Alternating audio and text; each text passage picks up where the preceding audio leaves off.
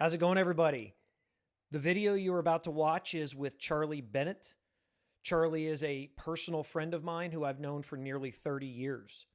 Charlie's an entrepreneur living in the Atlanta, Georgia area and is the on field voice for the Gwinnett Stripers. But when you see it, you're gonna think strippers.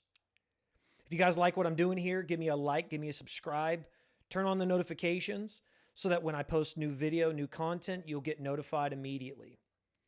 Drop me a note in the comments section. Let me know what you guys think, and I'll talk to you very soon. As I was saying, I could hear you, but I guess, yeah, for whatever reason. Dude, leave me alone, man. Dude, I work in technology.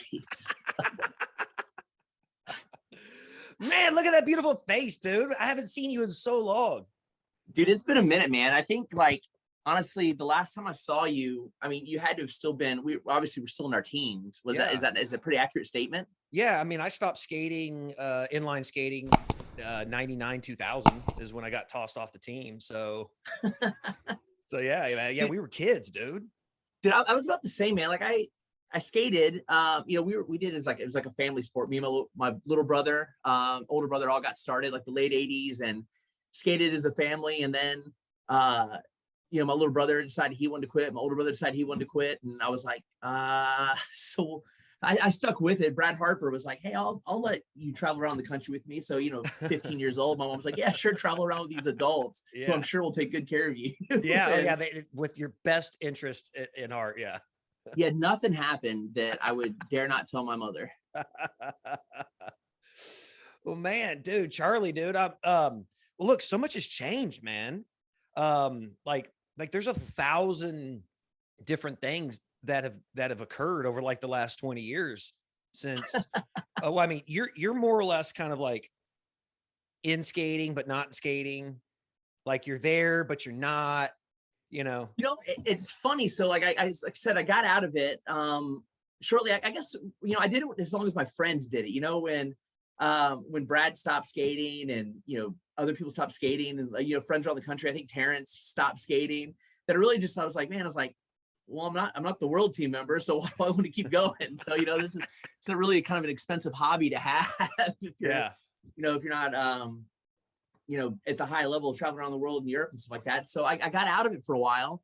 And then around 2003 or four, Ryan Cox, Ryan Levier now, was skating, and he started skating with Jim Blair in the group down in Roswell, Jimmy Blair. Yeah. And he was like, dude, he's like, come skate with me, man. I'm going to skate one more year, but I'm transitioning to ice. And he talked me into coming back. Like 2004, I've been on skates in 10 years.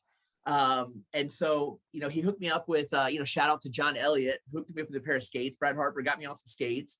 It kind of just backtrack and say, like, John Elliott, man, that guy does not get enough credit for like how much he loves skating. Guy had zero reason to ever help me out other than the fact that he was just a nice guy and we were friends. So he took good care of me when I came back.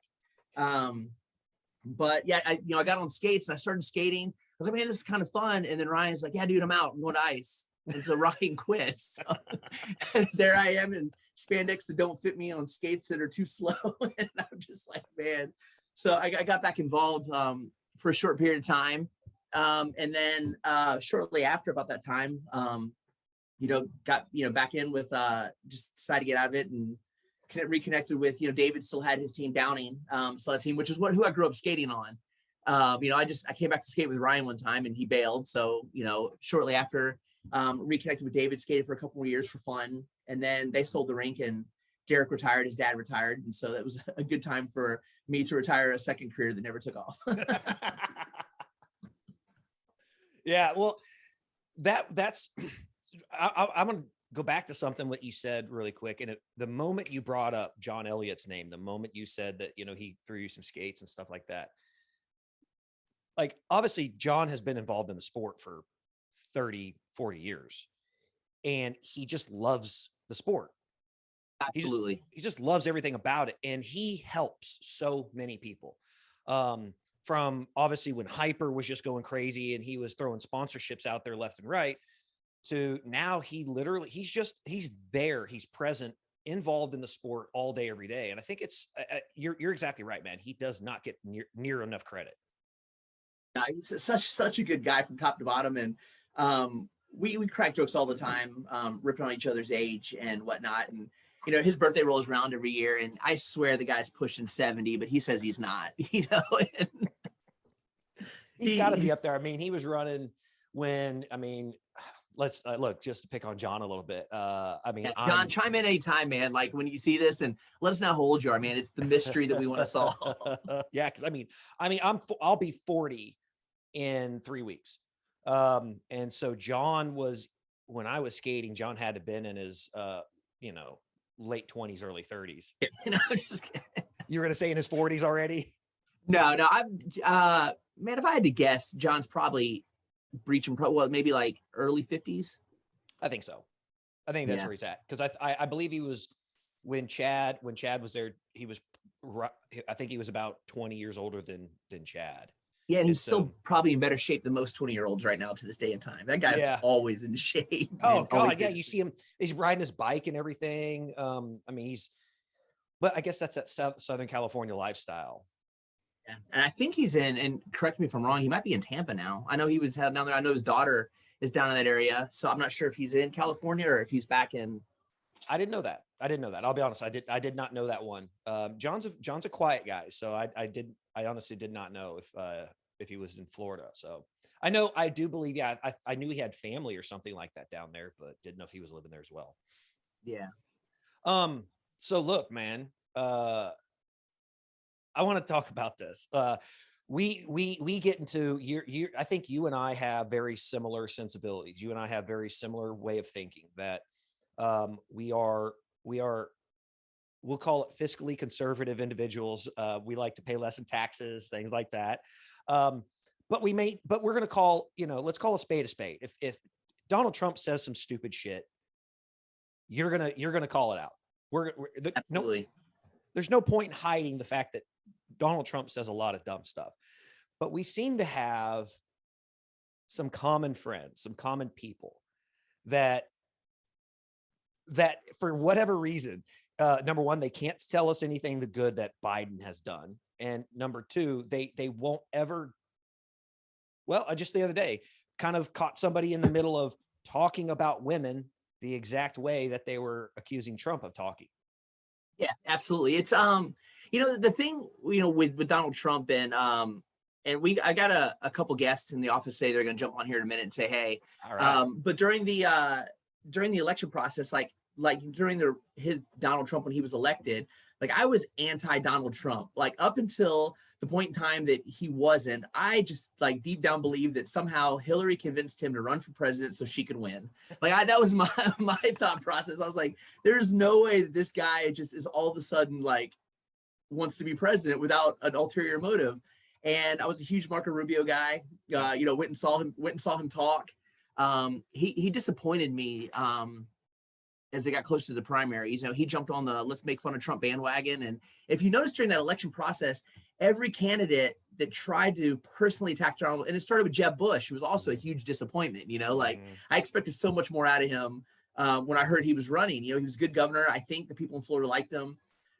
He ran for president. He was such a dud. Like the only time he ever gained any sort of steam on the campaign trail was when his brother campaigned for him. And all of a sudden people somewhat like him, but every time someone went after Donald Trump, their campaign was over. Like that was it for them. And Rubio did the same thing too. He tried to attack.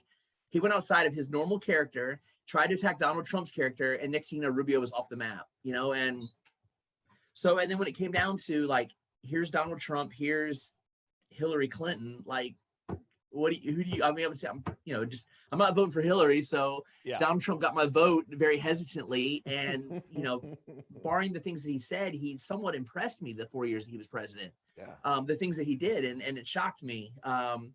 And some people here in the office are gonna hang out with us in a minute like that. They enjoyed Donald Trump. They liked him. They thought he was like that, and he sold me on it. And when he went to vote or rerun again in 4 years.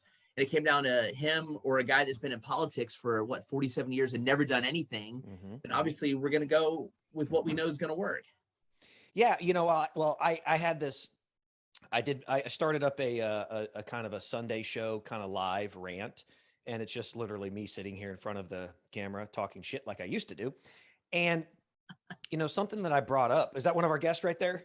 Is That's that my one of those? dog. Yeah, he comes to work with me every day and he sits here. He just sits and stares at me. But one of the things that's, you have, for example, you have Bill Maher, you have Trevor Noah. They're sitting there on, they're outright very left, very liberal, commentators, and they're very clearly saying that what's happening in Ukraine would never have happened under Trump.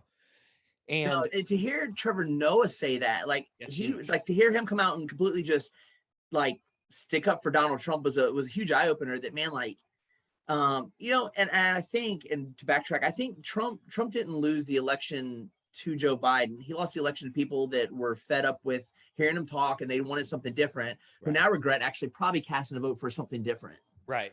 Well, yeah, that's it. That's the two things I actually said yesterday. I said the people that voted for Biden, they actually weren't voting for Biden. They were voting against Trump. They were just looking to vote against Trump, and that was really it.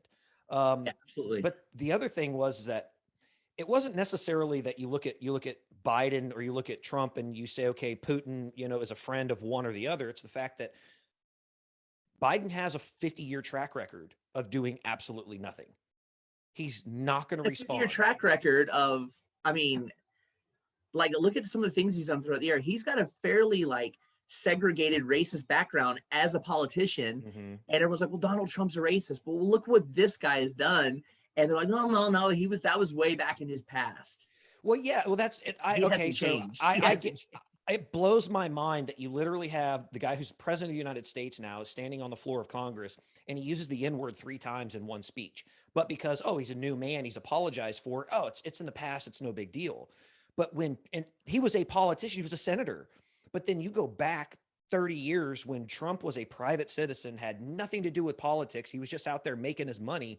He makes some off-color comment and it makes him a complete racist, or it makes him a bigot, or it makes him a misogynist. So you're like, how do you correlate the two? Like, how do you make balance with this in your mind to say, this is who I voted for over here, Biden. And, I can't wrap my head around it. So, no, and at the end of the day, if you're, I mean, we all have flaws and some more than others and whatnot. And obviously Donald Trump's got a very colored past. yeah. But if we didn't vote for people based on our morals, then we should all probably sit this one out. Like every election, you should probably sit it out. Like you got to pick somebody. So it's like, they're not going to align 100% with your morals, but you got to just, roll the dice and then go with one, and, I honestly think in this next election coming up, I honestly don't think Donald Trump needs to run again. I think he needs to get behind whoever the strong Republican candidate is and bring what is left of his base, behind him, and then bring in a new voter base saying, hey, I'm not running, but this guy is good, and see what happens, You think his ego, I mean, look, he likes DeSantis, but do you think his ego could put that to the side? No, I don't. Not especially being a Floridian now and DeSantis being the governor there. I'm not sure he could put it to the side. I don't know if DeSantis needs to step away from Florida. Like some of these guys that are governors of their states need to stay in charge of their states. Like they need to realize there's a bigger picture. And sometimes it's not being the president. It's just controlling where you've done a good job. Like, I agree. But, I tell everybody this, it's like, look, when you're a politician, what's your job?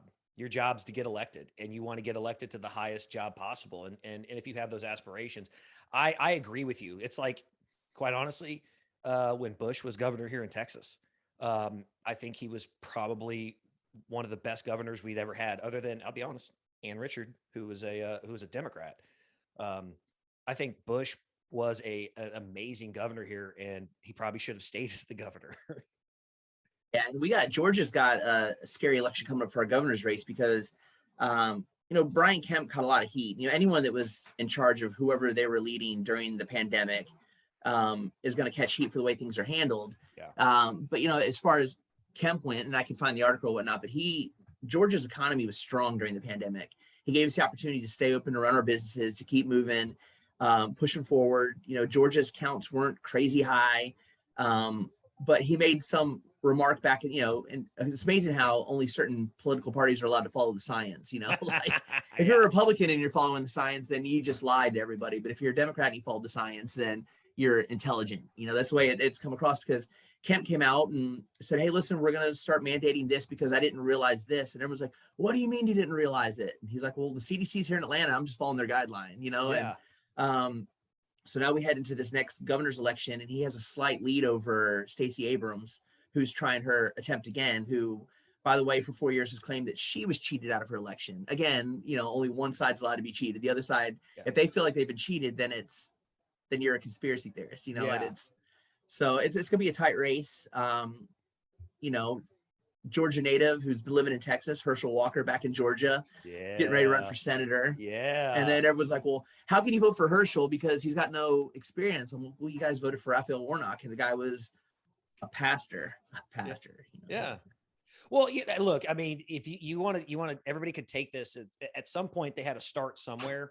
Everybody who got elected to Congress, most of the people that got elected to Congress, like, you can just go, Dan Crenshaw. He had military background. You have AOC. She had bartending background. Right. She was, a party girl. They all have to start somewhere.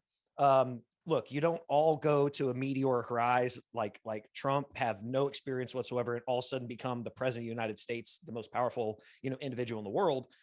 But, local government, city government, a governorship, things like that, that's a good place to start. It's a good, I mean, a governor, you're like, but if you got business background, stuff like that, that's like going in there and saying, hey, I'm running a corporation. You spoke about background, so you just popped in the. Yeah. Come over here for a minute. He just walked down. So, come over here, pop in. So anyone in the skating world remember this guy? He's been a ghost for a little while. Let's Hall of Fame coach David Downing. Hell yeah. Hello, Mr. Downing. How are you? Good, sir. How are you doing? Well, we're doing fine. Yeah, just kind of chilling. Yeah. Been retired for quite some time now, but literally I have a conversation. I talk to one or two skaters every single week. And whenever the conversation of coaches and greatest teams of all time, you are literally mentioned in the first three every single time. Well, I appreciate that comment. Yes, I do. Yeah, I still, watch it through the internet and try and stay in touch as much as possible. But, when you decide to retire, you have to kind of cut all the ties. You know what I'm saying? Or else they draw you right back in. Oh, yeah. And, when, we did all the world teams and had the #1 world teams for so many years and world-class skaters, world team skaters. And so. And you had me too. Yeah. Charlie Bennett. And now, we had all the elites, and we had Charlie, and then there were some others behind. Yeah. Now we just kind of cruise on the cruise ships, and I come down to the office every morning, and so I can watch my game shows. I gotta still do that, and just help out a little bit whenever I can. And I kind of, here I thought I was retired from traveling, and then Gary gets involved with this car racing, and we're all over the damn country with this Cadillac racing cars, and that's interesting. It gets me out of town too, Yeah. Well, that's the thing, with not only are you, celebrated in your own right for building an amazing speed team, for coaching an amazing, historic speed team, but, you also happen to be the father of, quite arguably one of the greatest speed skaters of all time.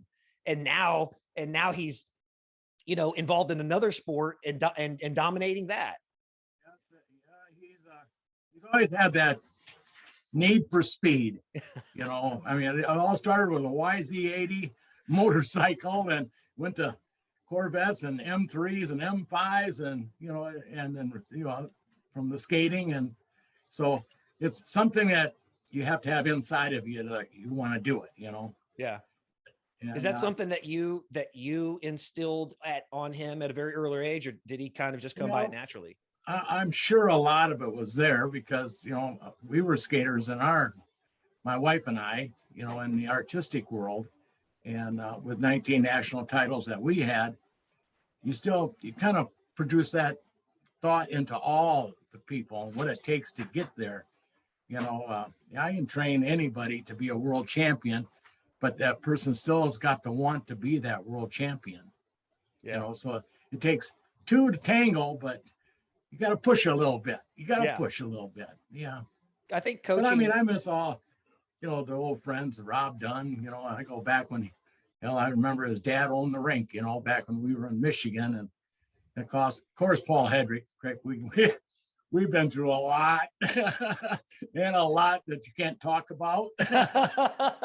And No, you can on this show. Nobody hears it except me and Jason. That's right. Just That's right. kidding. If there's only two people that are ever going to watch this, it's Charlie and Jason.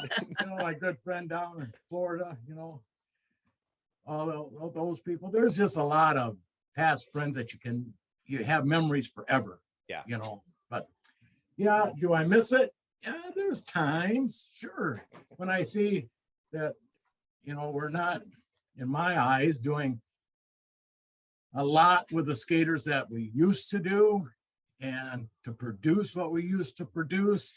And is it the skaters? Is it the coaching? Is it the money? There's a lot of things involved with it, But when we lost all the kind of the sponsorships and everything, that certainly hurt a lot of the skaters. And I mean, parents don't have where we used to change wheels every day to practice on.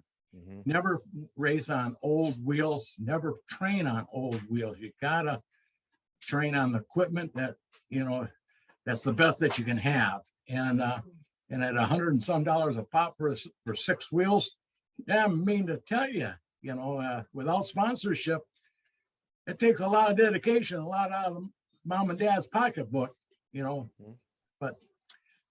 But other than that, just enjoying it right now. Derry's getting ready to head to Texas, of all places. Oh yeah.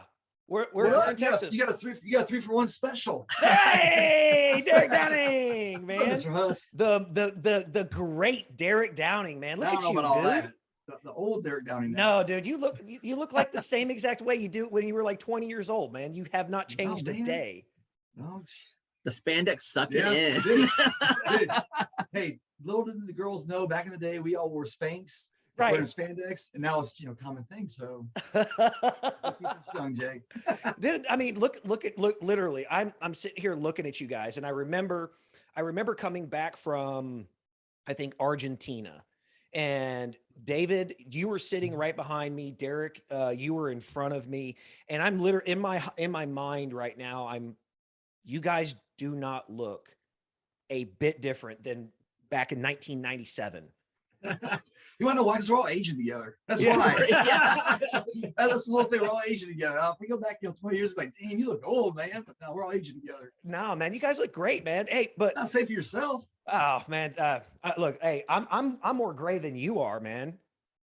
I got a little bit less hair than everybody. Yeah, so do I. Knowing my hairdresser knows. So where are you coming to Texas? What part of Texas you coming to? We're going to Baytown, Houston Raceway. Yeah, it's right up the Yeah, street. another drag strip. It's the Texas 2K. It's the last Texas 2K for drag racing, roll racing. They're having it I guess at the raceway because they're going to close it down or sell it. Yeah. So it's like the Super Bowl racing. All Yeah. Lamborghinis, GTRs. I mean, freaking cars are 5,000 horsepower street cars. Yeah, that's a huge thing down here. The 2K, the whole Yeah. 2K series and everything. And Yeah. Baytown, if my understanding is, just because like the humidity in the atmosphere, it's like some of the fastest asphalt in Yeah. the world. Yeah. So Yeah. It's gonna be a good little time. It's almost a week long. when you come today down? and- What now? What days do you come down? We're leaving today, so we'll be there tomorrow, Tuesday, and then we race Wednesday, Thursday, Friday, Saturday, Sunday, and come back. Well, Charlie, you going with? No, someone's got to stay here and pay for all of it. He's my Yeah. He's my sponsor. There you go. Yeah. Well, look, I'm going to come out there then, because Oh, for real? Baytown is. It's just here on the east side of town. It's a 45-minute drive for me. Yeah, So- yeah. The guys we race with, Vengeance Racing here in Cumming, good friends of ours, owner of the shop stuff. We're going to have probably 5 cars, and he's one of the sponsors. They have a big 53-foot trailer. They have a big setup and Awesome. stuff. So yeah, if you come down for real, man, hang out with us. We'll be there all week. I'll definitely come down. I will definitely come out. I would love to get to see you in person, man, after literally over 20 years now. Time flies, man. Yeah. Who's up there? Oh, you pissed me. Oh, UPS. Yeah, man, time flies, don't it? Yeah. It's like yeah. the whole skating thing is like a whole different lifetime. It seems like it's a whole different life from what life is now. Yeah. Like just Totally different lifetime. Yeah, Well, we, you know, we it's, talk it's about I literally live a mile from Fourth, and we'll sit here and we'll get into a conversation about, you know, our kids and work and all this other stuff. And like at some point, like skating will come up as if it's just some passing thing, as if it was a completely disconnected entity. And you're like, oh my God, we did that for so long. And it was, whoa, it's 25 years ago. My fat butt just broke my chair.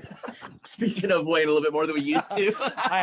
I'm a good 40 pounds heavier than when I skated. That's for sure. But yeah, it is. It's so long ago. So, but even like recently with Chad, it's like, you know, they're like the headers were family for us because we lived together for 10 years, traveling the world. yeah, You know, totally different lifetime. it is. It's crazy. I know like Chad and those guys, you know, he skated obviously a little bit longer, Yeah. you know, into the Olympics and stuff like that. But Hold on, Jason. yeah, So yeah, just a little backstory. when you got to do business. Yeah, we have to work. Oh my God, who wants to be an adult? Right. So I came out of high school, went to work for Husband and Life that taught us the industry that I'm in now. And long story short, like things were getting bad. And Derek and I were actually flying to Lincoln Nationals. His dad was being inducted in the Hall of Fame. So we were flying to Nationals to watch his dad be inducted. Mhm. And I was complaining about work, and Derek had retired. And at the time we were actually working for, I was still doing my job, and Derek had a family business here in town. And we were traveling with Verducci. Doug and Julie had hired us to do some sales for them. Also another great couple. They catch a lot of flack, man, but they also took very good care of a lot of people. So I have some, yeah, I have my own issues there, but hey, overall, I think they've done a great thing for the sport. I have to acknowledge that. they have.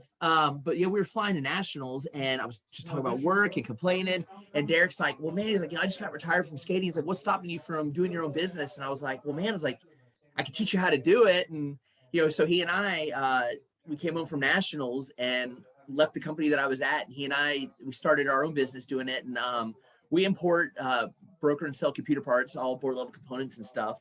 And we spent some time in China. We didn't know what we were doing. We kind of packed up, went to China for a little while, and wandered around Shenzhen looking for suppliers. So, also stories we can't share on the internet, but we had a good time there, and and we're home. What happens in China stays in China. Yeah. No, like true story. So we get in the hotel, and this is a PG version of the story. So we get in the hotel, and it's like late at night, and the front desk, we check in. It's a really super nice hotel. We're in China, so like the penthouse, we're staying in like one of the penthouse rooms, and it was only like $80 a night, US dollar currency swap over. So of course we'll take the nice room, and we get there, and they're like, "Hey, you guys are in late night. Do you guys need tuck down service?" And we're like, "What is that?" Like, "Oh, we'll prepare your room for whatever." And we're like, "Yeah, sounds good to us," And so we went to our room, and we're getting situated, and then the door knocks and opens up, and these women are standing there in these gowns, and like, "We're here for tuck down service." And Derek and I look at each other, we're like, "Tuck down service." And we're just like, we're good. We're good. Thank you. We're like, "We get it now, but we're fine." And we kind of shut the door, and we're like, "Oh God, we're going to be here a long time."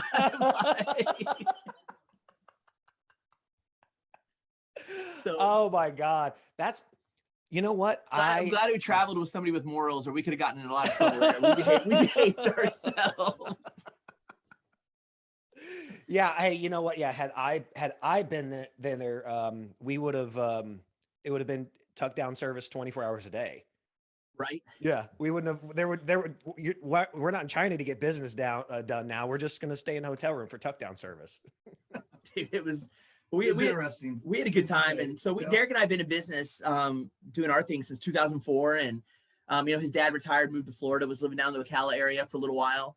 And then came back, and, something to do. So he would come to the office every day. And lucky me, his dad wakes up at 5 a.m, doesn't call Derek, calls me, calls me. He's like, "Hey boy, get up, head to the office." I'm like, "Why don't you call Derek?" He's like, "Well, Derek's sleeping." I was like, "Well, so am I. Like, I'm sleeping." He doesn't want to wake Derek up. So finally we just broke down and gave his dad a key. We're like, "Here's a key to the office." So we get here every day, and office is clean. The coffee's made, and his dad watches Let's Make a Deal, Price is Right, and then calls it a day. Oh my God. Religiously. It's a daily thing. Yep. Okay. So I'm going to ask this: did he give up smoking? No, he's smoking right now. So- Yeah. Oh yeah. Then he rolls his own cigarettes. He rolls like 400 cigarettes a day. Oh Has my his own God. Tobacco, has his own machine. I'm like, Dad, you rolling cigarettes or weed? Which one is it? I don't know which one he's rolling. And he's just rolling cigarettes all day long. I think at one point in time, the doctor told him to stop and his health deteriorated. And they said, you know what? Start it back again. Yeah. You know what? Yeah. At some point, you've been doing it so long, you're doing good. Just keep going. By going. Yeah. Keep going. And then we have like these little, and his coffee, like we have these Keurig coffee makers.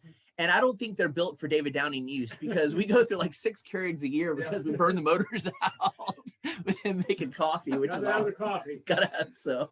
No, you've got to get on the Black Rifle Coffee Company subscription, and you And can we did get Death Wish for a while. Have you had the Death Wish Death coffee? Wish. There you go. That's good stuff. Oh man, Yeah. our hearts. We It's pretty much liquid. It's like liquid cocaine. So, Oh, yeah. our UPS driver would stop here first in the morning and get a cup and then do his route.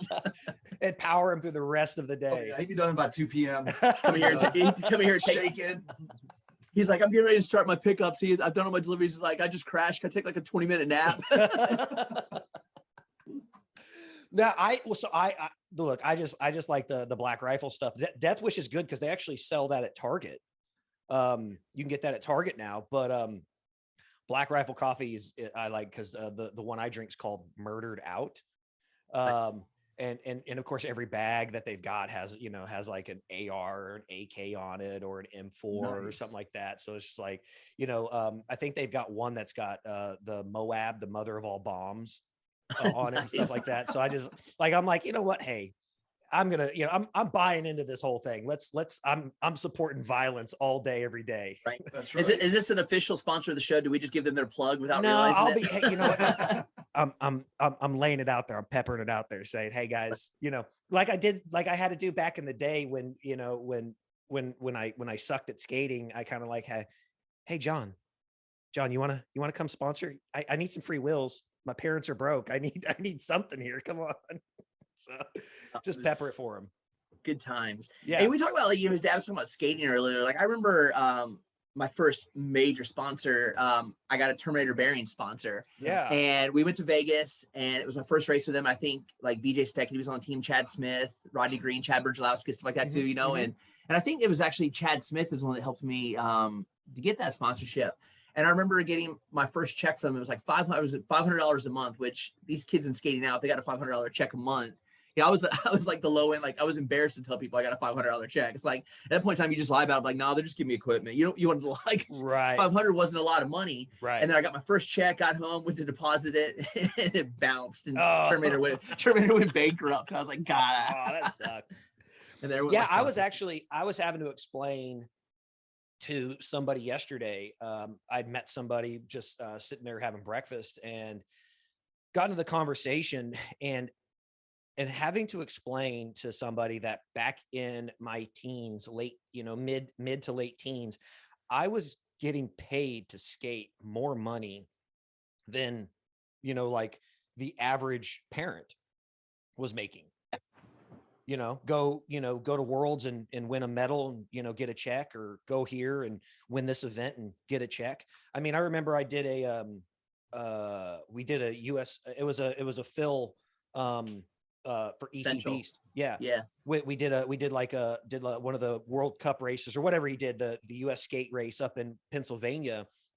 And I won the men's sprint champion for the outdoor, and Julie won the women's sprint champion. And so they did like a drag race against us. We had to race like one lap, and fortunately I won. God, I don't know if I had a prime, I don't know in that prime that if I could have beaten Julie in anything. Like Dude, she was so tough, fast. dude. Yeah, like She was strong. I that's why I say thank God I beat her, because like she's fast, and I'm grateful that I was actually able to beat her in that race. But That day. yeah, that day, any given day, she probably would just stomp the shit out of me. Right. But I ended up, I got like $5,000 for that race. That's and so legit. yeah, and so like going around like literally in my teens making anywhere between $45,000 and $65,000 a year just skating. It was a different time then.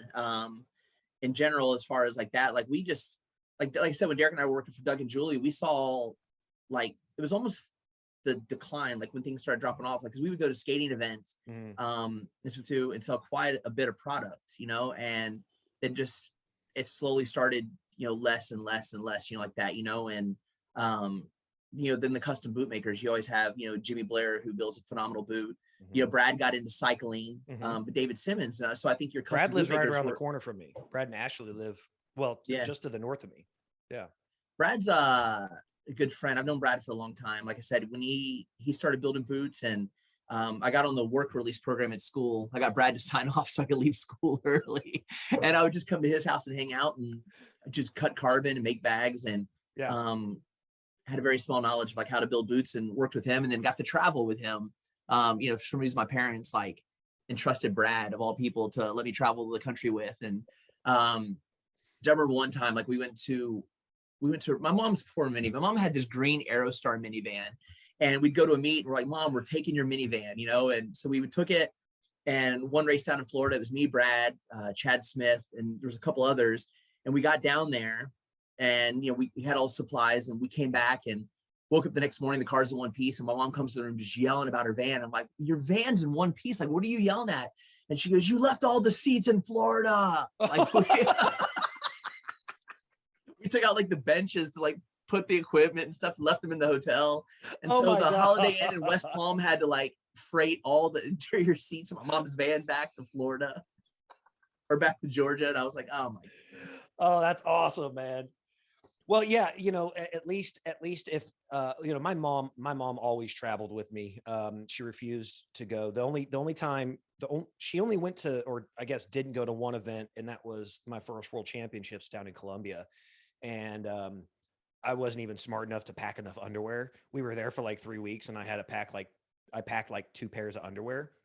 And I was 14 years old. I was tiny. I was like 5 foot tall, maybe 130 pounds. And I had Freddie Young, Jordan Nelson, and I can't remember who the other guy was on the team. It wasn't Matt. I don't think Matt Steele. Matt Steele made it in 97. But anyway, these guys were monsters compared to me. And so like I had to go, like, they're like, well, what size, underwear do you wear? And I'm like, size 14. And I'm like, it's like child, like boy sizes, and they're in men's underwear. I'm 5T. Yeah, exactly. Yeah. I shop at the Gymboree. But so here's a conversation, man, that I figure that I knowing what you guys are involved with. What is your thoughts, just in general? What's your thoughts on electric cars, on EVs? We actually have that conversation a lot here, and I think it changes. Like all these manufacturers right now, Ford, Chevy, and all these people like that are all saying like, it's got to go electric, going to be full electric, it's got to be electric. And then you have Dodge throwing a Hemi in the minivan, so like they're going the opposite direction. Who knows what they're doing? But I think it boils down with administration. Like, let's say, for instance, Democrats don't win re-election, is the Republican president like, hey, we got to stick with drilling, we got to stick with fuel, gas. And so I think all these manufacturers are just trying to keep up with what it is. But, as far as electric cars go, it just, until there's a long haul charge, can you imagine? So Derek's coming out to Texas, he's driving, he's got a diesel, he's loaded up his car hauler, dragging a car. Can you imagine if he had to stop like every 3 hours and charge for an hour and just trying to get to Texas? Like how much of a long trip that would be. We had a snowstorm here a few years ago, and it was unexpected. They told us flurries, and next thing you know, people were trapped on the highway for 2 days because nobody was prepared. And my wife brought up a good point, was like, can you imagine if everyone had electric cars, like all their cars would have died, because people were in their cars trying to stay warm with the car running until they ran, with gas in the car, full tank of gas.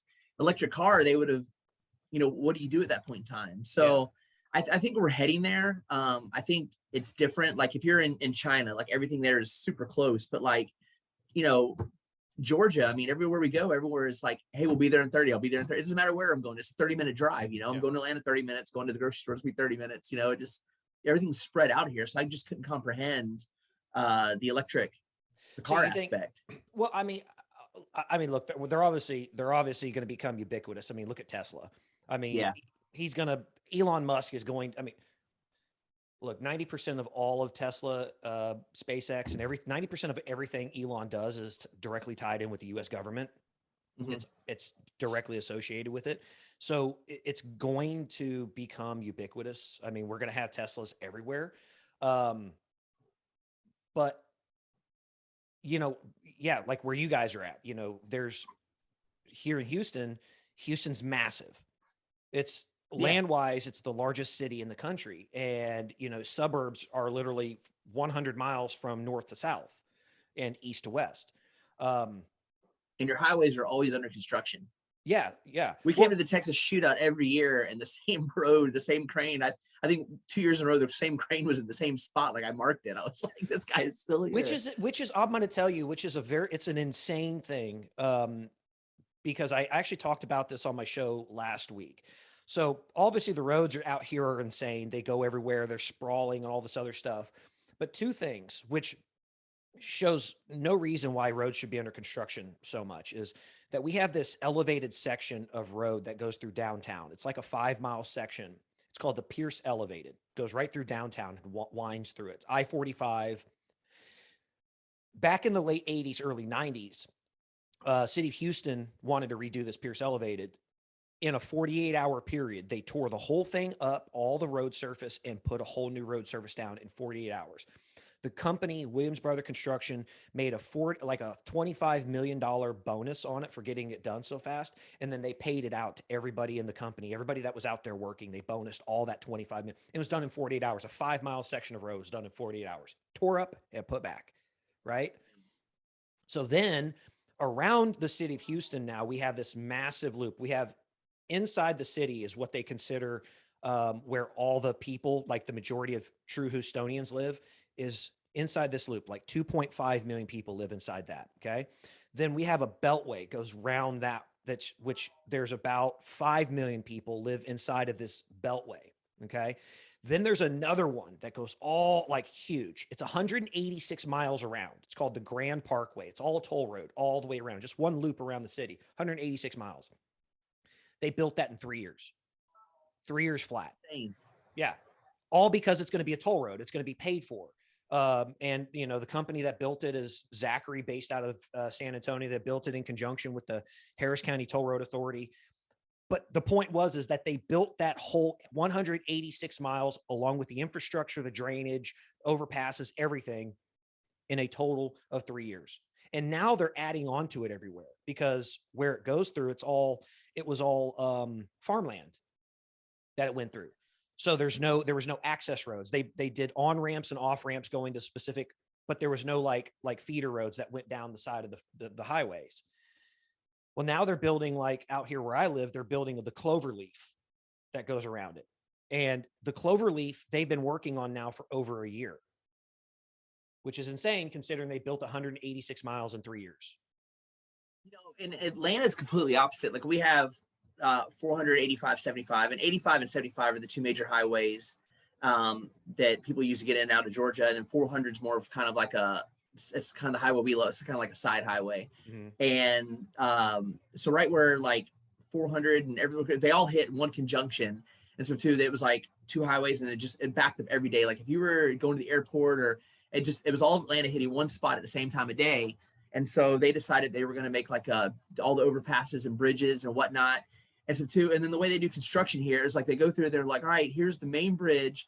We're going to build a new one. But instead of building the new one, they just destroy the old one. And then and have like detour signs. And they're like, all right, we'll be back next year to finish. And then they disappear. Like they're nowhere around. Like, and the same too, like they widen our highways, and it's like to widen it, they want to demolish the fast lane, not the slow lane, demolish the fast lane at one point in time and have everyone merge, so from 3 lanes back to 2 to make 4. And then they demolish the fast lane, and then you don't see them for like 6 months. Like it's unreal, like our infrastructure here. Well, so this is the kind of stuff that I try to talk to everybody, because everybody's talking about the Green New Deal and how, look, EVs are going to come into play because absolutely they're going to be there, and they make sense in certain aspects. But so we were actually in Utah 2 weeks ago for Dustin Garcia's bachelor party.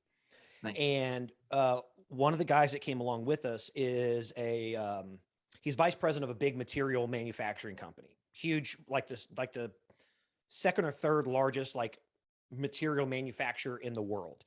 And he told us that 60% of all pollution is directly tied to the construction industry through the harvesting and manufacturing of material along with the actual construction itself. So it's not just building houses and building buildings, building roads. You look at asphalt, it has oil in it. You have to have all these production, all this other stuff. That's not slowing down. Yeah. Look Not happening. Look at cities like Atlanta and Houston and Dallas and LA and Miami. They're constantly under construction.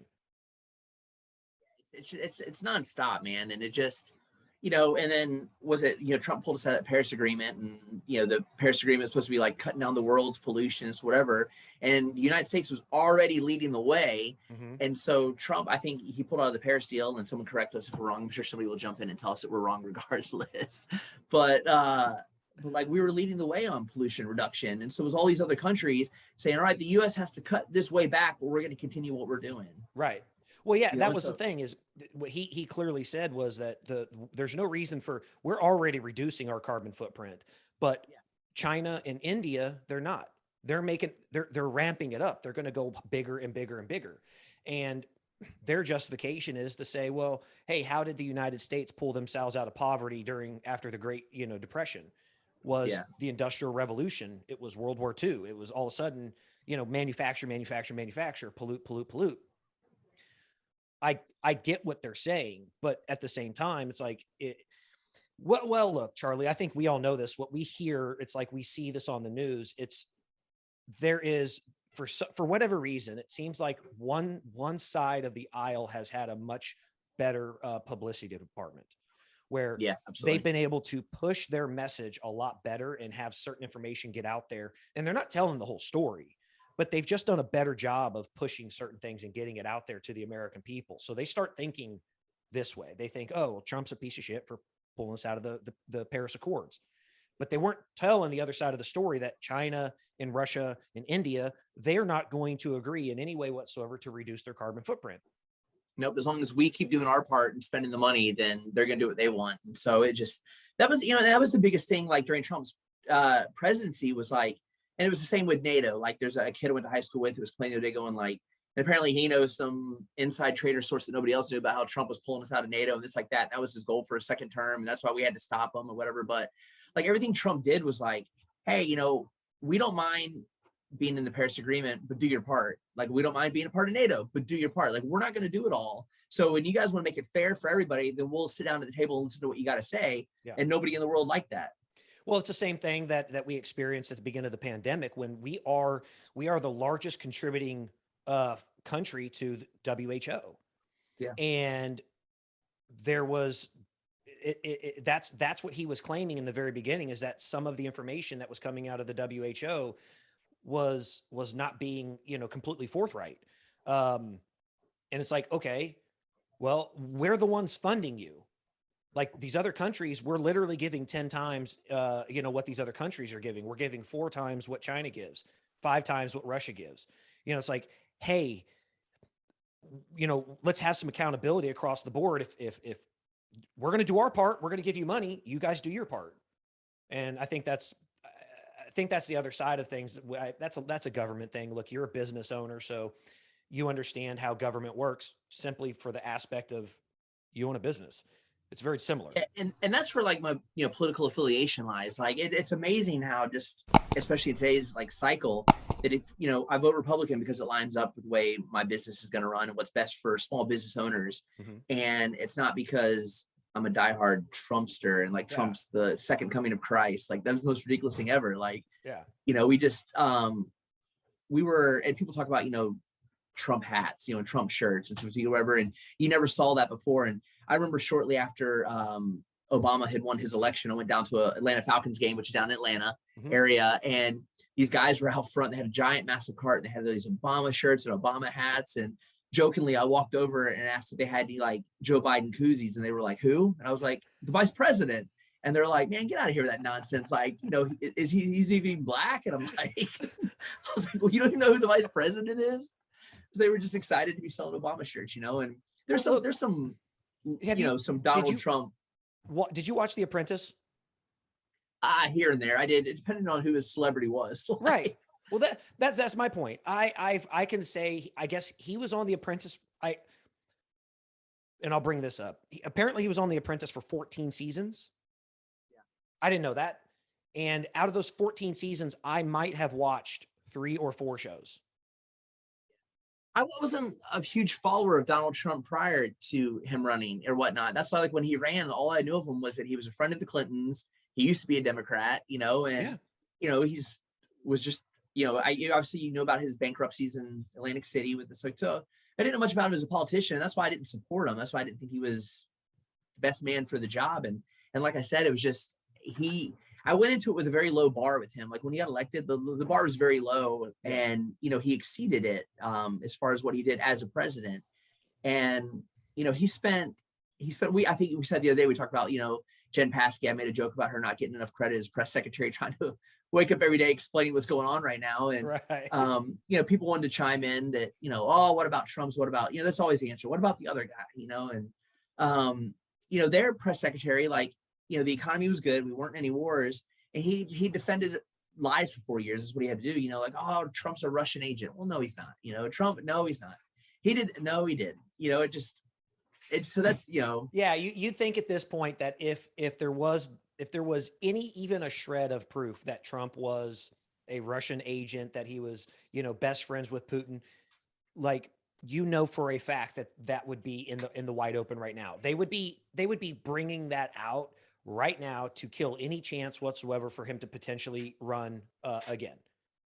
Yeah, absolutely. And 100%. And it's the same with anything we hear. Like, all these politicians are all like, someone talked about, you have left wing, right wing, they're all part of the same bird. It just, if they really had everything they had on Hillary, she'd be in jail right now. Like, if she was really committing, and just, and I think like Mitt Romney came out yesterday on Twitter and was, saying Tulsi Gabbard was talking about stuff with Russia and saying that, oh, she's a traitor, she's committing treason. And yes, I mean, they throw that word treason around like it's just like, it's the political version of racist.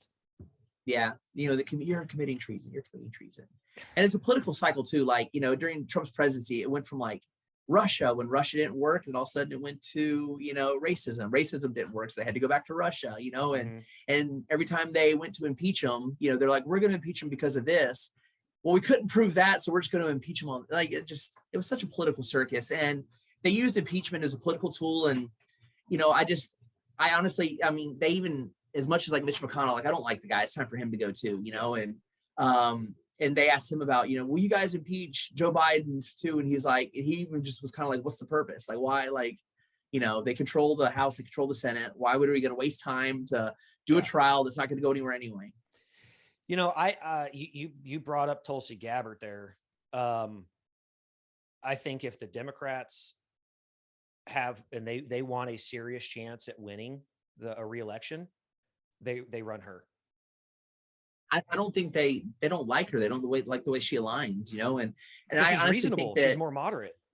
Exactly. And I think she's a Democrat because she's in Hawaii. Like, I think if she lived in Texas or wherever, she would be a Republican, and we had, and I think it was our last Democratic governor was Zell Miller, and he was very hardcore conservative. And for life of me, can't figure out how he was a Democrat.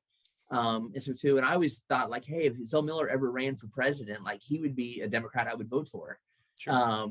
Because he was a good governor here. From what I remember at a young age, I feel like he was good. And I've heard him speak since, and he was good. And it's the same thing too. Like, if it came down to Republican and a Democrat, like a Tulsi Gabbard, she was a front runner, I would seriously consider like seeing what she had to say. And if that was the best choice for me and my family, then she's going to get the vote, and regardless of party. Yeah, we'll see. Like, here in Texas right now, this is probably the part of the show that may bore people to death. So I'll just throw this out there: marijuana. That's going to catch people's attention. Marijuana. Here in Texas, Georgia, you guys have is marijuana legal in Georgia? It is not. Like, we're on the medical end of it. You can get it from hospitals, but you can't, like, it's not like they'll walk into the dispensary and I was in California with a good friend of mine, and she smokes, and we walked into one of the medical marijuana shops, and she had to get a card, and she's like, oh, I need to get my medical marijuana card. And they're like, all right. They're like, what are your symptoms? She goes, I can't sleep. And I'm like, good enough. And they signed off on it. And she's walking out of there with a bag of weed. And she's like, this should do me for the vacation. I'm like, wow. I was like, it was that easy. We went to Vegas. Fred, for his 40th birthday in November. And as we were driving to our hotel, they drove us past what is touted as the largest marijuana dispensary in the world. It's the size of a Walmart. And they said, when you walk into this place, I mean, you could smell it. Like we were across the street and you could smell it. But they said, when you walk in, it's literally aisles upon aisles of, just like in a Walmart of marijuana and marijuana related products and all the other stuff. So kind of an insane thing. I've personally never done any kind of drug. But I'm not opposed to marijuana. Like I'm in the same boat as far as like marijuana goes. It doesn't bother me if it were to become, I don't smoke it, but it doesn't bother me if it were to become legal. Yeah. We were in Colorado one time. So side story, we have a couple MMA gyms here in Atlanta, Ascension MMA, and we're partnered with the Asunsao brothers. Junior Asunsao, he was a UFC fighter. His brother Rafael is currently in the UFC. And then Rafael has a twin, Freddie, who phenomenal fight career, was like 10-1. And the only reason why I don't think he went to the UFC is because both of his brothers were in the divisions he was going to compete in. They're like, well, you're not going to fight your brother. So it makes no purpose for us to sign you type thing. And Junior had a fight in Colorado, and we were sitting in there in the hotel room, and we walked in and sat down, and I'm from Georgia, just clueless. And I'm sitting down in the room, and me and my buddy were sitting there, we're just eating like this bag of gummy bears. And this guy walks in the room and kind of like pauses, and he goes, hey, he goes, did y'all bring those into the room? And I was like, no, they were in here already. He goes, how many did you eat? And I'm like, I don't know, like a handful, whatever. And I'm just still oblivious to the fact. And my buddy who's sitting there with me goes, Charlie. He's like, Charlie. He's like, he's already into freak out. He's like, Charlie. He's like, these aren't normal gummy bears. And I'm like, still clueless. I'm like, what do you mean they're not? Are they Sour Patch Kids? Like, and just completely clueless. And next thing I know, like it went from like not realizing what was in that bag of gummy bears to I was coming in at sunrise from the bar. Like, this is a great night, and that was my experience. Good old Colorado. Yeah. Inadvertently knowing I set myself out for an adventure. Yeah, no shit. Well, yeah, see, Colorado, that's the thing here in Texas. The far northern panhandle, up past Amarillo in the far left northwest corner of Texas, that's Colorado right there. Literally right over the other side of the border is Colorado. And then it's legal in New Mexico. It's legal in Oklahoma. I mean, you would think like a place like Oklahoma, it's very conservative. No, every corner, every street has dispensaries all throughout Oklahoma. And then of course, Louisiana, I don't think it's legal there, but it's decriminalized. Like they just don't care. I think they decriminalized it in Atlanta as well, as far as that went. I think you have to have more than an absurd amount for the police to even care anymore. Yeah, I think parts of downtown Houston, I think it's the same thing. But as far as Texas goes, we don't have legal. We have medical marijuana because we have the Texas Medical Center here, so they do studies and everything else. And I think they approved it for veterans with PTSD. They can do that, which is a great thing. But what we have here in Texas is obviously a very conservative, religious, structure. Kind of similar to Georgia. Southern Baptists, all that stuff. But here, we have Abbott and then Beto O'Rourke, who is, now going to be running for governor as the Democrat nominee. And the very first thing that Beto put out there says, I'm going to legalize marijuana.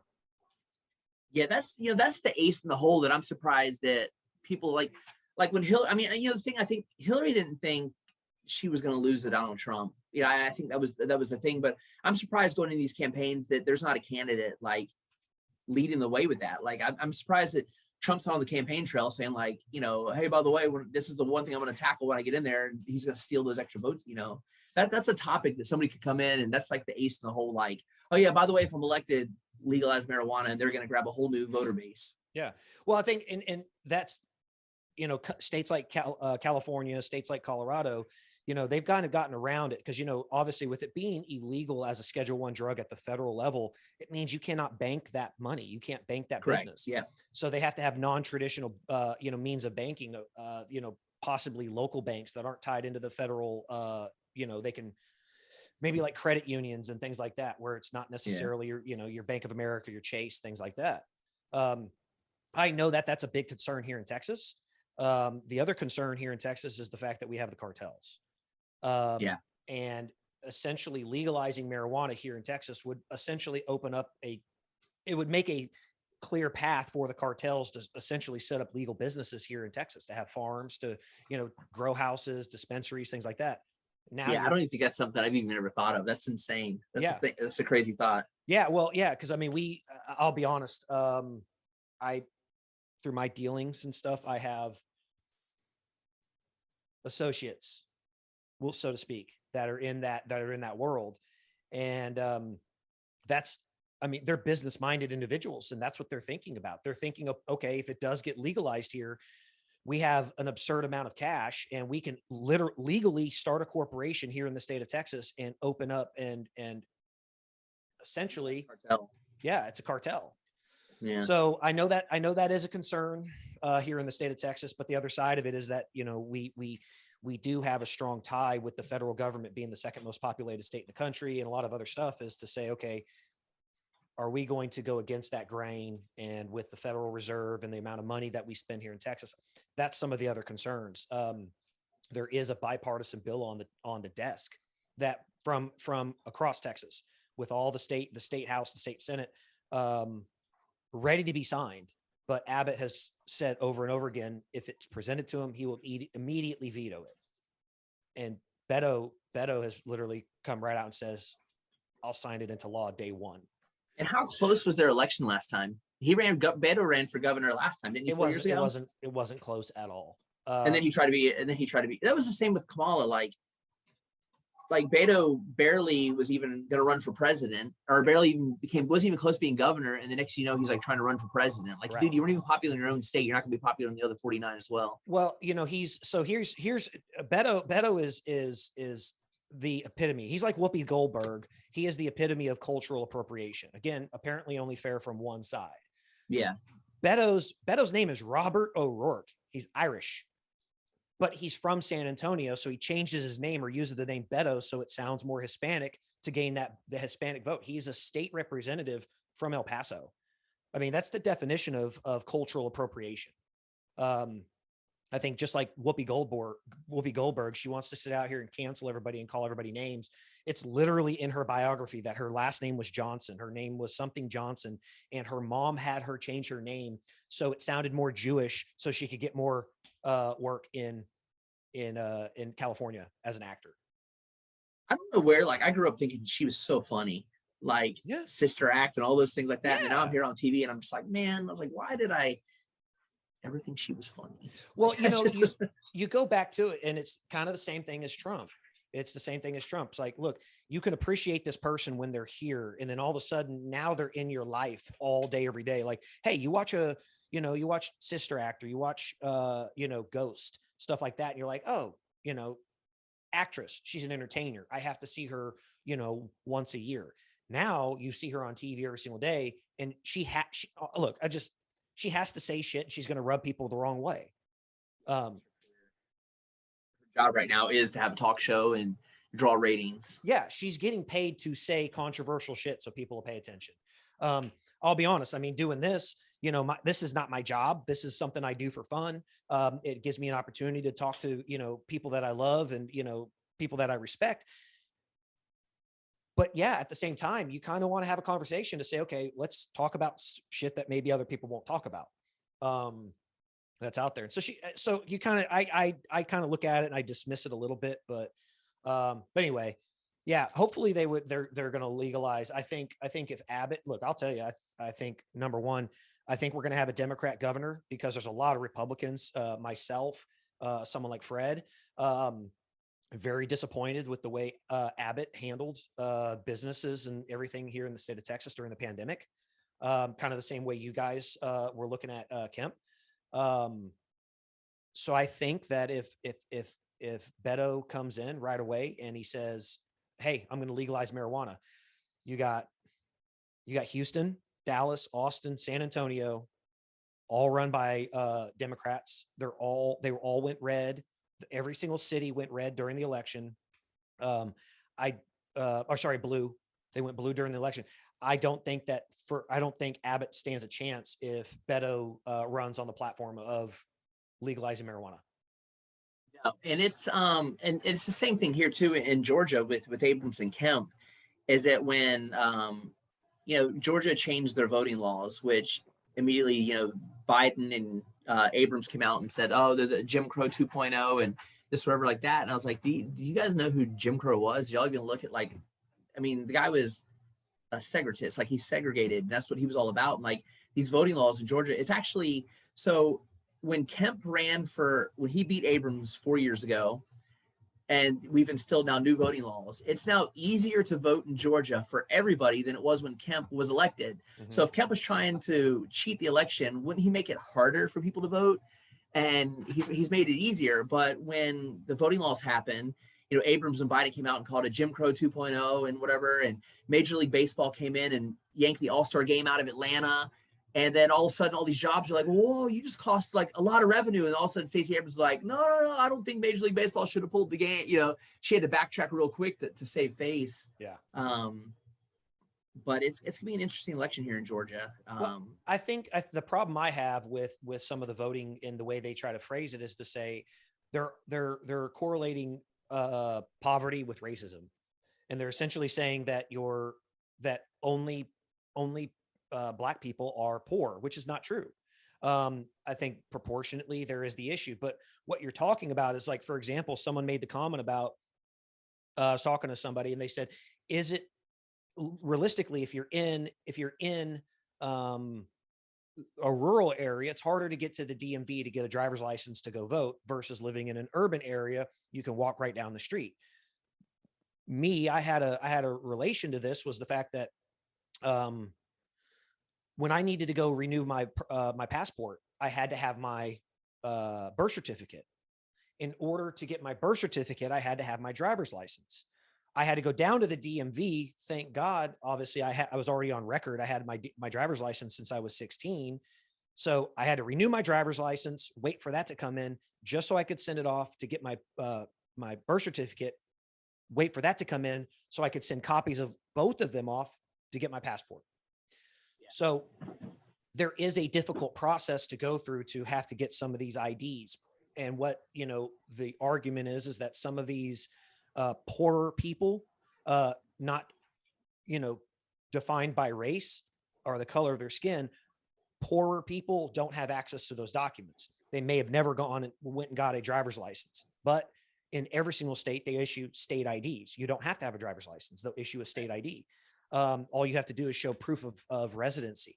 Well, in the state of Georgia, will actually give you a free ID for voter purposes if you can prove you live here.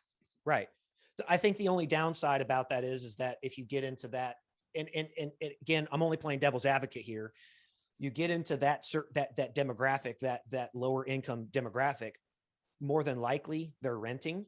More than likely they've got a water bill, electric bill, and it's in someone else's name. Yeah, very well. The likely now that's a small portion of the population. You're not talking about an abundant portion of the population. So the laws should be oriented towards the largest portion of the population with considerations for these other portions.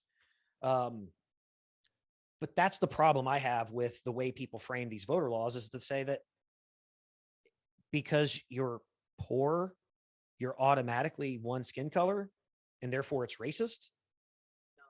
We had our current sitting president say, what did he say that if you're not black, or you're not black if you don't vote for me? Yeah, and then he made the comment too. He was just like, he's like, poor kids are just as smart as white kids. Or yes. Like too, or some comment like that. Or yes, yeah, that's exactly what he said. So it's like, I mean, look, I can have a conversation, I can have a discussion about race and inequalities all day long, because I'm going to be realistic about it. Yes, there are these disparities. I mean, you grew up in a place like Atlanta where the population there is what, like 65 or 70% Black. Yeah, absolutely. And major city like Houston, we have a huge immigrant population and a large Black population. So it's very clear to see disparities and things like that. And we understand it. But never in my mind would I equate to being poor as a problem for everybody out there, other than, or being dumb and being poor, you know. But anyway, we can go on that shit forever. That's a whole other day. Yeah. Another topic. Speaking of, Atlanta and Houston, how'd you guys do in the World Series this year? Seriously? Yeah. Seriously? You want to go there? You guys had your World Series pool. That's all that matters. Or not your World Series, your All-Star game. That's why they did that. It was rigged. It was rigged. The MLB said, you know what? We erroneously took away y'all's All-Star game. So we're going to go ahead and we're going to rig this World Series, and they loaded y'all's balls. You know that. They weighted y'all's balls. Yeah. You didn't know about that? It was the pearls on Jack Peterson's necklace. They were Yeah. They were magnetic. He had strong magnets that pushed the ball away from him. That's exactly what happened. It was something like that. Clearly had cheated. it been. We did. You know what's crazy too in the sports rated? So is that, we have like I work for the Atlanta Braves as well. I don't know if we've had that conversation. It's another conversation, but The Gwinnett Strippers. Strippers, well. yep. The Gwinnett Dude, my Strippers. poor wife. Okay, first of all, my closet. Okay, so I do the on-field host entertainment, fan interaction in the Atlanta Braves organization. I work for the Georgia Swarm, which are a pro lacrosse team in the area, and it's a lot of free clothes. So if you open my closet, it's all like I'm wearing a Swarm hoodie right now, but it's all Swarm, Gwinnett Stripers, and Swarm and Stripers. That's all my closet's full of.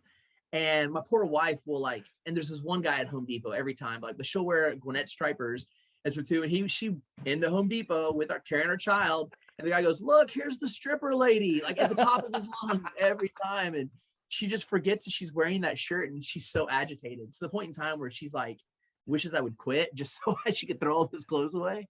But apparently we were the Gwinnett Braves. We're the AAA affiliate of the Atlanta Braves, and we're in the same city. So we're one of the only cities that has its AAA affiliate and the big brother in the same town. And it works great for the Braves. I can't tell you how many times I've seen a helicopter land, pick up a player, fly him across the same day to flop players around.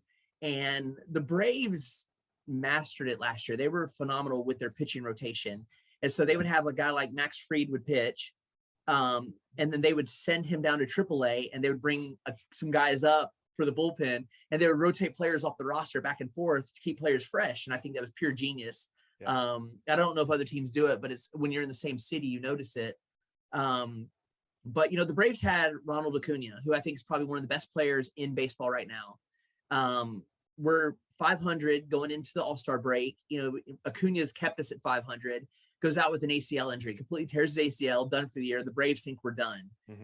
As fans, we think we're done. There's no way we're going to win without the only guy on the team that's playing right now, that's hot. And his injury caused our general manager to go out and get Soler, Rosario, Jock Peterson. So it's a double-edged sword. Had Acuna not get hurt, I don't think we're winning the World Series. But without him, we're garbage. So his injury caused the trade that won us the World Series. So it's kind of a double-edged sword that it sucks that he went out, but at the same time, had he not gone out, I don't think we'd be world champions right now. Well, I think obviously y'all's bats were hot. I mean, you guys were just home run after home run after home run. I mean, y'all were just running up the scores on a couple of these games, but the defensive plays, you guys had a couple amazing defensive grabs. There's I forget which player it was, but it was center field, and he's just running, and he is sliding. The ball doesn't come into his glove, and then he starts sliding. He is sliding, and then the ball gets into his glove. I think it was Rosario, him or Duvall, one of them, just they all the time, and to be honest with you, it stinks. So we had I think it was did we win in 6 or 7? Did we make it all the way 7? It was all the way to 7. Always 7. I think it was game 6 was here in Atlanta, and then back home for 7, or to Houston for 7. And it was Halloween night, and I was in to go to the game. I was like, dude, game time. And we have a 10-month-old little girl at home. So at the time she was probably 5 months or so, 6 months. And Molly goes, so this is Isabel's first Halloween. You're gonna go to the Braves game, huh? Like that, huh? And like kind of like walks away. I'm like, oh my God. Yeah. So I stayed home, was a good dad. We all dressed up as unicorns for Halloween. Missed the Braves game, but I remember after we got done with the trick-or-treating and stuff, my 5-month-old was going to remember trick-or-treating, and came home and we put the game on, and it was second inning, and Duvall blasted that grand slam in the second. Mhm. And I was like, dude, I was screaming. I was like, Molly, like, that is it. We were world champions. I'm running around the house. I think I'm throwing my clothes off and I'm streaking in the house and going crazy. And we lost that game. Like, Mhm. I just thought there's no way that we're up like 6-0 in the second. And I was like, there's no way we lose this game. And we lost. And as an Atlanta sports fan, like, I thought that was it for us. It's like, oh my goodness. Like, we just blew this World Series. Yeah. We did the year prior with the Dodgers. We were up 3-1. And then we ended up losing, the Falcons. Good Lord almighty. Like, I still to this day, like I have nightmares. Like, Yeah.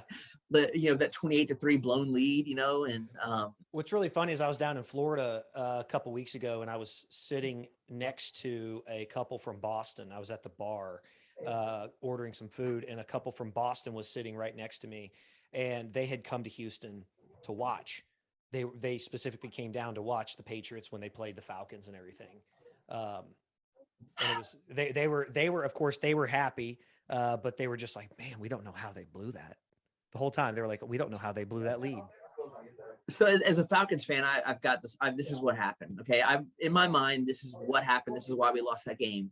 First of all, nobody talks about midweek Super Bowl week that Kyle Shanahan, his playbook was stolen out of his backpack.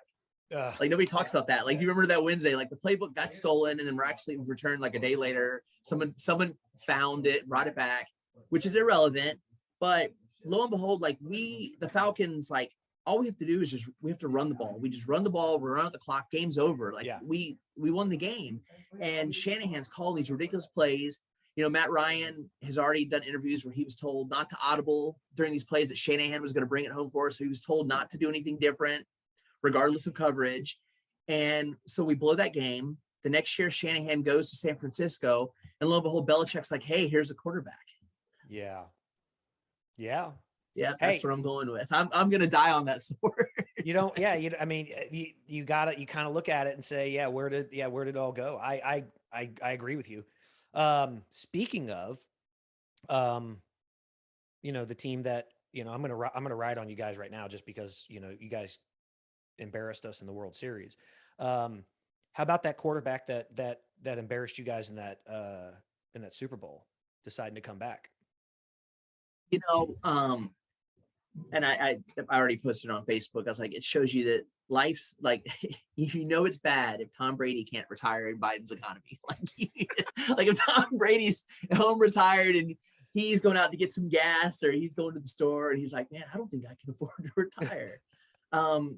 It sucked. I had this conversation. I had a game Saturday night with the Swarm, and our producer at the arena is the producer at Mercedes-Benz Stadium. So he handles all the entertainment, sound and audio and video and stuff at the arena, and works for the Falcons as well. And the guy that's our PA announcer used to be a big PA announcer for the Falcons. And we were talking, and we were like, the Atlanta Falcons we're not one player away, from being a Super Bowl contender. Like, we lost Julio Jones last year, and then Calvin Ridley went out with mental health issues, didn't play. And now he's suspended because he spent the whole season gambling while he was off, betting on football. And our offensive line's garbage. Defense, we have some great players like that, but we're not one player away, And Matt Ryan restructured his contract over the weekend. He freed up, I think, almost $15 million in cap space going into the season. Which, by the way, my personal opinion, I think that makes him tradable now. I think with that much cap space freed up, I wonder if they rework his contract to possibly trade him. Hey, you guys can have Deshaun Watson. We could, but I think Deshaun Watson. I actually thought Deshaun Watson was going to end up in Tampa. I thought that's who was going to go after him. So apparently there was a report this morning that I guess he's in talks right now with the Saints and somebody maybe else. The Panthers. They need somebody. But without Brady, the Falcons could squeak into the playoffs. Like, we don't have a strong division. The Saints aren't any good. Carolina's not good, and Tampa is not good anymore. Yeah. So the Falcons, all of a sudden, they look a little bit better than they used to. And then, like last night, Brady announces his comeback, And I think the most pissed off person in the world is the guy that bought his football, 6 hours earlier. Dude pays $500,000 for Brady's last touchdown football, and all of a sudden he's playing again. Yeah. I would That's a $10 football. Congratulations. Exactly. It's worth absolutely nothing now. I would be pissed. I would be pissed. So what do you do, like, from a legal standpoint? Do you tell these people, like, listen, I just paid you guys $500,000 for Brady's last touchdown football. So if he's playing again, do they owe him that football? I think so, because I think it would come back to say, if you marketed the whole thing on the basis that it was his last touchdown football, that, I guess here's the thing. I think they would probably have to prove that maybe they knew he was coming back. I don't think any kind of trade, the execution of a purchase is technically a trade. Right. So I'm not sure. I think he would have to prove that maybe they knew he was coming back. Yeah, he would. Yeah, which should be impossible to do or whatnot. Yeah, but I would be pissed. If there was any indication, and that would be the other thing, though, if they're within that organization and they have people there, there's him making that decision didn't happen in a vacuum. There's people involved. He's had conversations with people to let, look, I mean, he's at the level he's at. I'm sure that the organization would be happy to have him come back. But at the same time, the organization has to make plans. I mean, they're a multi-billion-dollar corporation. Yeah. And I think wasn't yesterday the deadline? Does the free agency open up today? Like, it's kind of, so he was either tell us now or don't tell us. And did he actually retire? I mean, like, he took a month off during the off season and then decided he's going to play. So, it's not like he's going to, I mean, now he can win comeback player of the year. Right. Yeah. Yeah. And it blows my mind. So if we're as the average athlete, look at these baseball players and football players and just anyone, even in skating or whatnot, that's accomplished what they have or haven't accomplished, and all that Brady's done. And the guy says he's coming back because he's got unfinished business. Like, if you got unfinished business, then my entire life as any sort of athlete was a complete failure. Yeah, that would literally be like Chad or Derek coming back today and say, you know what, I think I have to get one more gold medal. Yeah, my goal was 51. Yeah, like, what the hell, man? Like, that means anything I ever did meant absolute shit. Was nothing. Yeah, I agree. So it changes the NFC South division big time by him coming back for sure. Because I said now we go back to the Falcons aren't even close to being a contender. With the way the division stood, I think we could have squeaked into the playoffs, possibly even won our division. Yeah, because everyone's garbage. But now it's just on top of the garbage. You have I think here in Houston, I think we're gonna have a big struggle. I think we got a really good coach in place now. He was already with the organization for some time, Lovie Smith. But I think we got a good coach that's in place now. I think we're going to have an issue. We have an issue now at quarterback. They'll do. Because it's just like we have one of the highest paid quarterbacks under contract. And unless we get rid of him in the next, 2-3 weeks, we're not going to have the money to go out and find and be able to pay somebody who's of any quality.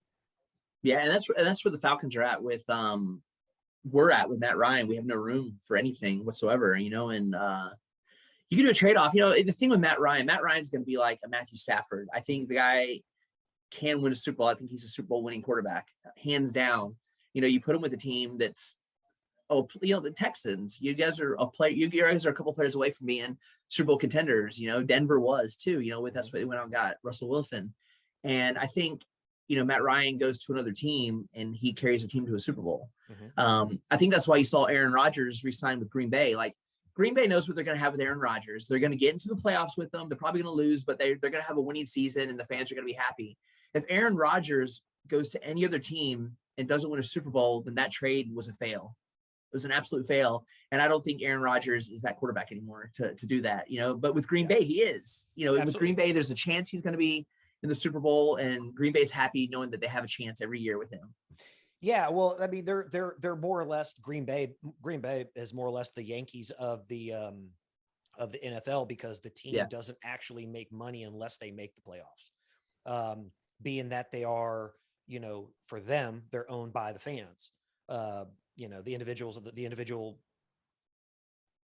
season ticket holders of Green Bay are the ones that actually own the team. So they don't actually make money as a team unless they make those playoffs. And I think that they can continue to make the playoffs under Aaron Rodgers. And the city, it's one thing when you've got like 10 owners, you know, like the Falcons, or Herschel Walker's a minority owner there in the Falcons, right? No, work done. Work done. Okay. Work All done. right. Mhm. But it's strictly, it's, you know, Arthur Blank, who is former founder of Home Depot, runs the team or owns the team. And we have Atlanta United. We have our soccer team. He also owns, and he built Mercedes-Benz Stadium, which is phenomenal stadium. It's so nice.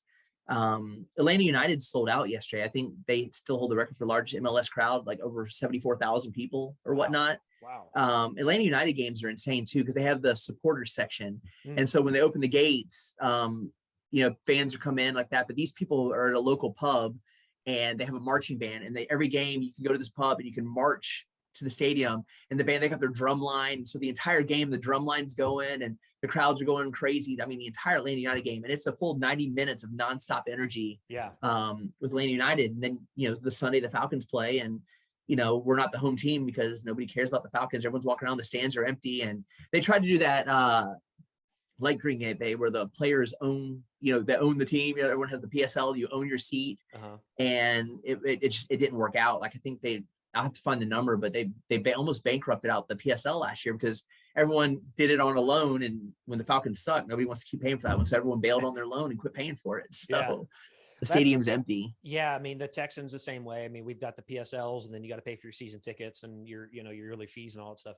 It's expensive. And I think that's a really big downside of a sport like baseball, like football. The cost of just going there just to enjoy the game for your average fan is insane, where we have the Dynamo here, and it's the same exact thing. It is electric the entire time. The energy is unmatched in any other sport. We do the same exact thing. They have the supporter section, and there's bars and everything kind of in the area, and people get together and they march to the stadium. We have BBVA Compass Stadium. And it's right on, well, it's literally right across the street from downtown. It's just outside of the high rises where Minute Maid Park is. It's across the freeway from Minute Maid Park on the other side. It's amazing. It's electric. And you go there, and you're not going to break the bank. You're not going to break the bank by going and paying for a ticket to the game. And then if you want some merchandise, or you want to go buy a beer or a hot dog or whatever, they probably have more nachos and maybe quesadillas at the game than hot dogs and cheeseburgers.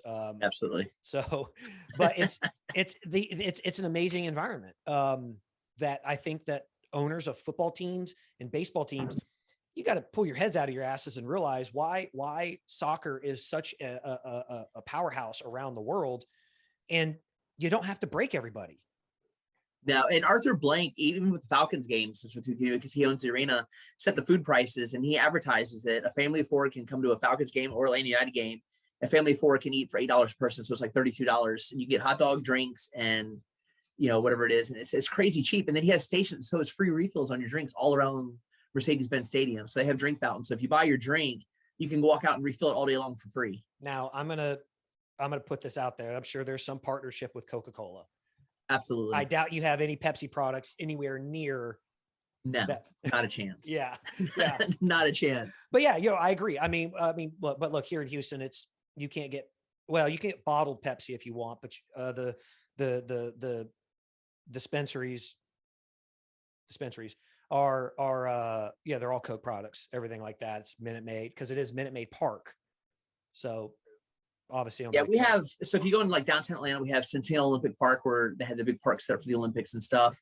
And then we have Mercedes-Benz Stadium, which is where the Falcons play.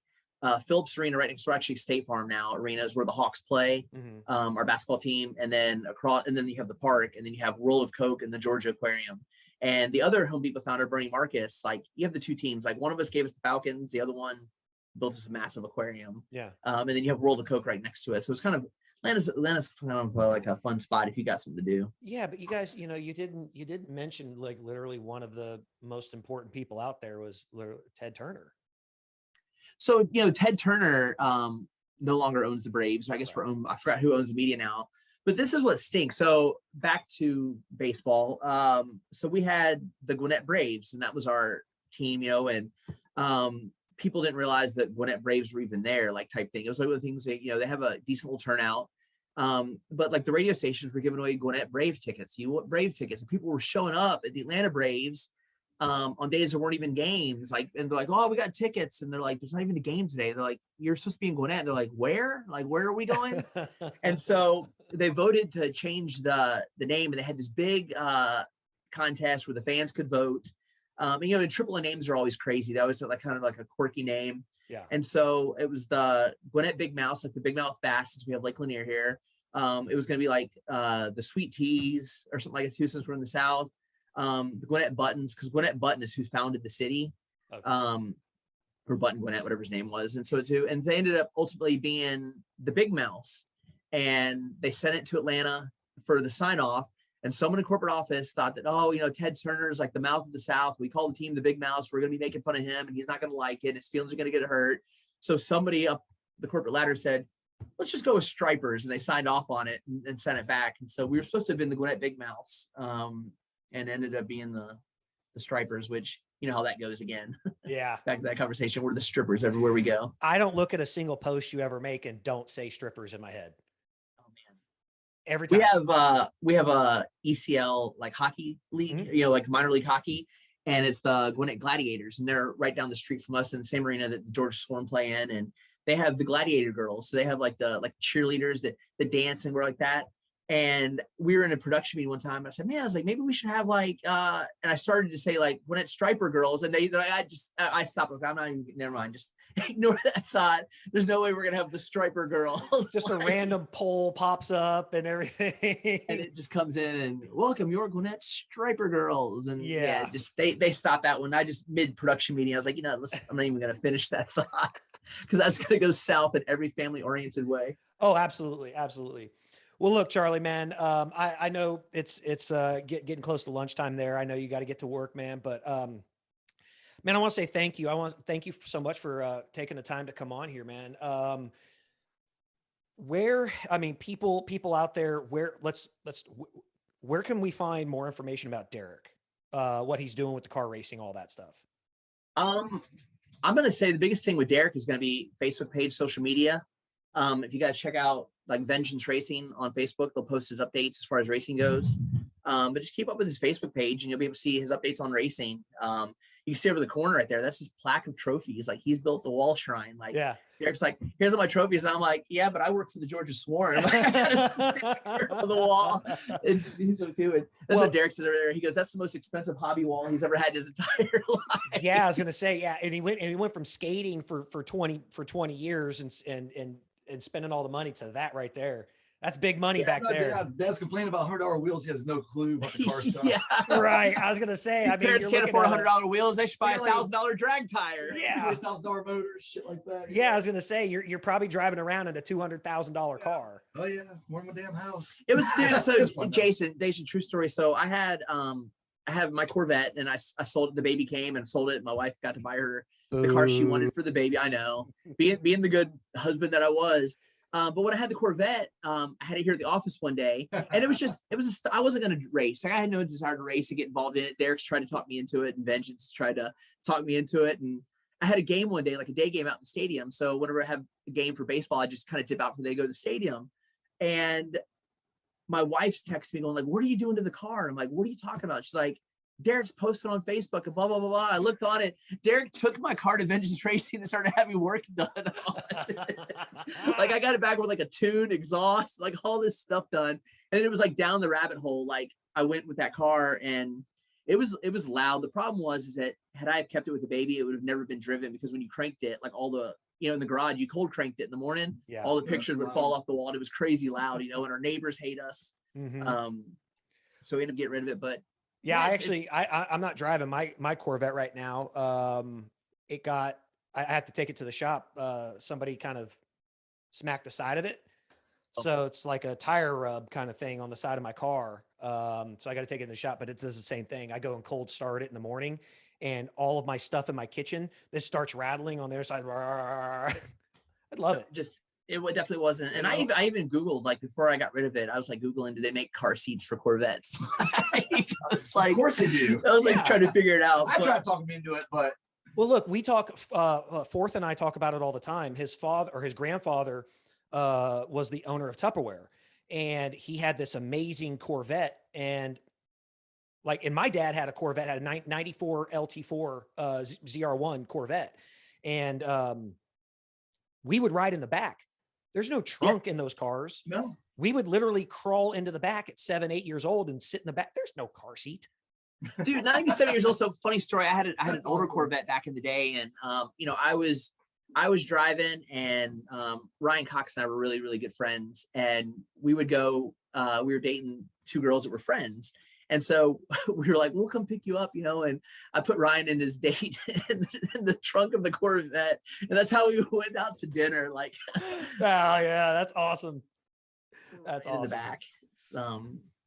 Well, look, But yeah. man, Charlie, I appreciate it. Thank you so much, man, for coming on. It was good to catch up, man. It's like I said, Yeah. it's been a minute. We haven't sat down in person, and I was a bit jealous, like when you and Joey Clazo Yeah. spoke. I was like, gosh, it's like, and you were like, Charlie, you got to come on the show, and I'm like, look, googling air flights. I'm like, can I fly to Texas for this? Because I just, Yeah, come on, had I man. known Derek was, I thought we'd put two and two together. I would have just traveled with Derek. We could all sat down together. But Well, that's I'm gonna reach out to Derek. I'm gonna come out there one day and I'll bring the equipment and we'll sit in front of the trailer and record.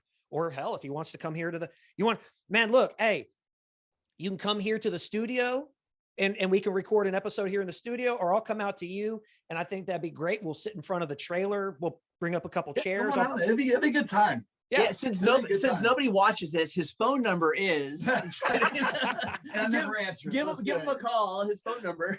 Well, yeah, man, I'll message you, man. I want to Yeah. come out. I definitely want to come out and watch the racing. I think Yeah, for sure. love to come see that. And then, man, if we have an opportunity to sit down and shoot the shit for an hour, if you got a free hour, we could sit there and talk shit, man. Yeah, for sure, man. Yeah. Bring your love it. car, man. He'll even tune it while Dude, you're hey, talking. we are tuners there, dude. We'll fucking just- Hey, I'm bringing it. I don't care about that rub on the side, man. I'm gonna. That's right. Put Yeah, put a sticker over it, like a race number over it. Nobody will know the difference. That's honestly what I thought about doing. I was like, I just want to. I'm gonna put like a fake number on the side of it, just so it covers it up. Because I am gonna get it wrapped. I mean, right now, Awesome. all my vehicles are black, but I get them wrapped in matte black. So I was thinking about in my Corvette is black, so I was gonna take it and just get it wrapped matte black. So But yeah, dude, for real, hit me up on Facebook Messenger. absolutely, man. I'll But come out and anyways, see you. dude, awesome talking to you, brother. We'll see you this weekend, hopefully. Absolutely, I'll come out and see you, man. All right, see you, Derek. Well, Charlie, man, thank you so much for coming on, buddy. Yeah, man, anytime. Good catching up, dude, and we'll do it again soon. All right, brother. I'll talk to you later. See you, bro. All right.